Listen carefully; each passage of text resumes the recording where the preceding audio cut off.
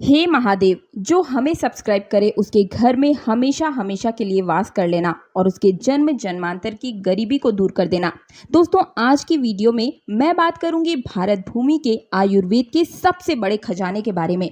आज भी हमारे घरों के आसपास में ऐसे पेड़ पौधे पाए जाते हैं जिसके बारे में आपने कल्पना भी नहीं की होगी कि इसके अंदर इतना बड़ा खजाना छुपा हुआ है। जिस पौधे के बारे में आज मैं आपको बताने वाली हूँ, प्राचीन समय में लोग इसी से स्वर्ण का निर्माण कर लिया करते थे, इसकी विधि जानते थे। आज भी पेड़ पौधे बहुत ही शक्तिशाली हैं, बहुत ही कारगर हैं, जितना ये पहले के समय में हुआ करते थे।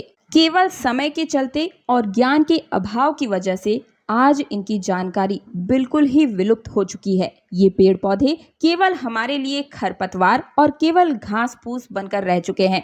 आज की वीडियो में मैं आपको बताऊंगी एक ऐसे ही दिव्य और चमत्कारी पौधे के बारे में जिस पौधे की प्रशंसा मैं नहीं, स्वयं बड़े बड़े आयुर्वेद के जानकार संत महात्माओं ने की है, त्रिदेवों ने की है। जिस पौधे के बारे में मैं बताने जा रही हूँ, इस पौधे के रस मात्र से ही चांदी का निर्माण कर लिया जाता था। घर में रहकर ही, घर बैठे ही कोई भी चांदी और सोने का इससे निर्माण कर लिया करता था।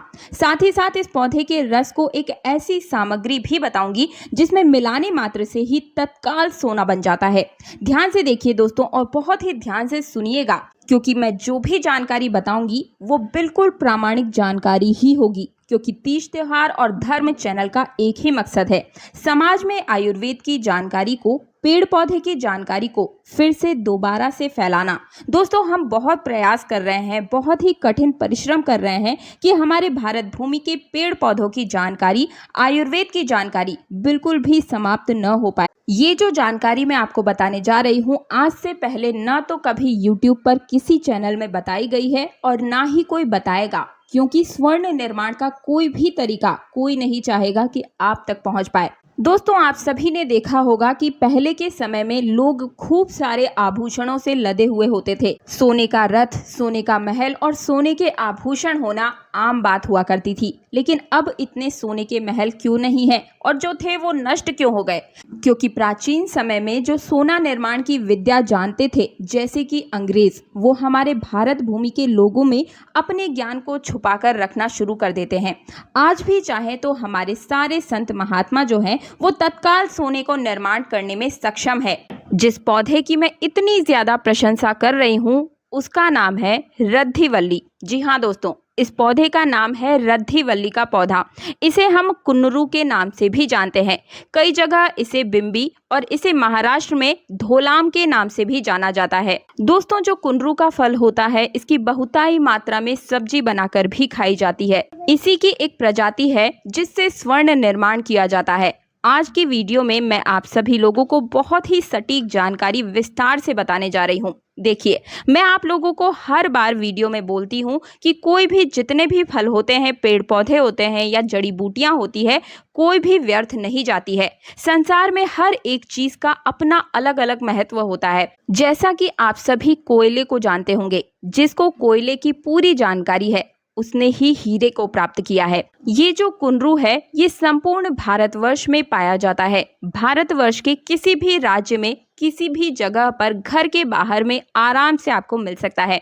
कुन्नरू या रद्धिवल्ली की तुलना खीरा से की जाती है, क्योंकि इसमें भी 95% की मात्रा में पानी ही होता है और इसकी प्रकृति ठंडी ही होती है। इसलिए जो गर्म तासीर वाले लोग अगर इसका सेवन करते हैं तो ये शरीर की गर्माहट को दूर करने का भी काम करता है। आइए इसका आयुर्वेदिक लाभ जानते हैं। इसके बाद मैं स्वर्ण निर्माण की विधि भी बताऊंगी। पहला प्रयोग बताने से पहले आप सभी से मेरा निवेदन है कि वीडियो को लाइक करके चैनल को सब्सक्राइब और पास वाला बेल आइकन जरूर प्रेस कर दीजिए। तो पहला आयुर्वेदिक प्रयोग ये है कि अगर आपके या आपके पूरे परिवार में किसी को भी कान से जुड़ा हुआ किसी भी प्रकार का भयानक से भयानक दर्द क्यों ना हो, आपको इसी का उपाय करना है। आपको 4 से 5 बूंद इसी की, यानी कि रद्धिवल्ली की ले लेनी है और उसमें 2 बूंद सरसों का तेल मिला लेना है। इसके बाद इसकी 3 से 4 बूंद कान के अंदर डालें। आपका भयानक से भयानक कान का दर्द जड़ सहित समाप्त हो जाएगा। प्रयोग नंबर 2, अगर आपकी जीभ में छाले हो गए हैं तो आपको रद्धिवल्ली यानी कि कुनरू के फल के 2 टुकड़े करने हैं और उसके रस को मुंह में डालना है, यानी कि रस को चूसना है। इसके फल के अंदर कसैलापन होने की वजह से तुरंत ही चुटकियों में आपके मुंह के छाले दूर हो जाएंगे, मुंह से दुर्गंध दूर हो जाएगी। मुंह से जुड़े हुए हर एक समस्या के समाधान के लिए आपको कुनरू के फल का ये उपाय जरूर करना चाहिए।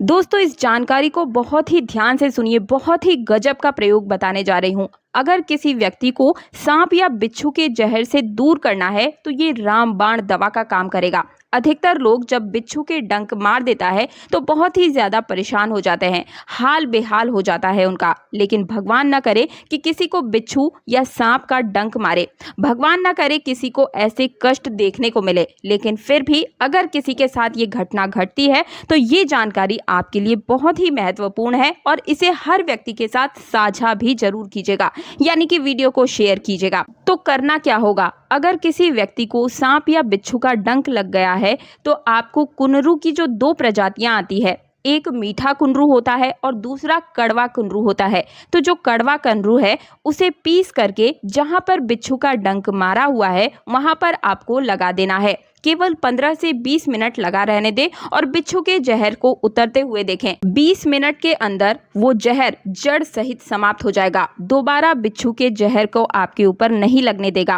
कहने का तात्पर्य मेरा ये है कि बिच्छू के जहर को विष होता है और उसी विष को समाप्त करने के लिए ये जहर उतारने के लिए रामबाण की दवा के रूप में काम करता है। अब बात करती हूँ सांप के जहर यानी कि डंक के बारे में। अगर किसी व्यक्ति को सांप ने डस लिया है तो उसे जो कड़वा कुनरू होता है वो खिला देना है आपको, और 2-3 घंटे के अंतराल में कम से कम 3 कुनरू जरूर खिला दीजिए। सांप का जहर स्वयं ही पूरे खून से अपने आप ही धीरे धीरे कट जाएगा और जड़ सहित समाप्त हो जाएगा। अगर किसी व्यक्ति के दांतों में कीड़े लग गए हैं तो उसे कड़वा कुनरू मुंह के अंदर दबा लेना चाहिए। इससे मुंह की दुर्गंध तो दूर होगी ही साथ दांतों का दर्द भी जड़ सहित समाप्त हो जाएगा। अगर किसी व्यक्ति के पेट में दर्द है या किसी बच्चे के पेट में दर्द है तो उसे भी कड़वा कुनरू खिलाना चाहिए। इससे आपके पेट का दर्द भी जड़ सहित समाप्त हो जाता है। और दोस्तों, अब मैं आपको बताती हूँ स्वर्ण निर्माण करने का सही और सटीक तरीका। दोस्तों, ये बताने से पहले आप सभी से एक बार फिर से मेरी रिक्वेस्ट है कि वीडियो को लाइक करके चैनल को सब्सक्राइब और पास वाला बेल आइकन जरूर प्रेस कीजिएगा। और आपके यहाँ पर कुनरू को किस नाम से जाना जाता है ये भी मुझे कमेंट में बताइएगा। तो स्वर्ण निर्माण का ये तरीका भगवान शंकर ने परशुराम को बताया था। भगवान शंकर ने एक प्राचीन ग्रंथ है वनस्पति शास्त्र, इसमें भगवान शंकर ने परशुराम को स्वर्ण निर्माण करने का सही तरीका बताया था। तो भगवान शंकर कहते हैं कि कटु स्वाद और रक्त बीज वल्ली रिद्धिवल्ली कटु स्वाद, अर्थात स्वाद में कड़वा हो और रक्त बीज वाली, अर्थात दोस्तों जिसके अंदर बीज में लाल रंग होता हो। अब आप सभी समझ गए होंगे, हम सभी अपने घर में कुनरू की जो सब्जी बनाते हैं उसके बीज कौन से रंग के होते हैं, सफेद रंग के होते हैं। लेकिन स्वर्ण निर्माण में जो रक्त कलर यानी कि लाल रंग के जो कुनरू होते हैं उन्हीं का प्रयोग होता है। और वहां पर भी लिखे हैं कि कटु रक्त बिंबी नाम की लता को ला करके इसके बीज जिसके लाल रंग के होते हैं, इसकी लता को ला करके उसके रस को निकालने के पश्चात, अर्थात कुनरू के रस को निकालने के पश्चात ताम्र को शुद्ध करके, अर्थात तांबे को शुद्ध करना है।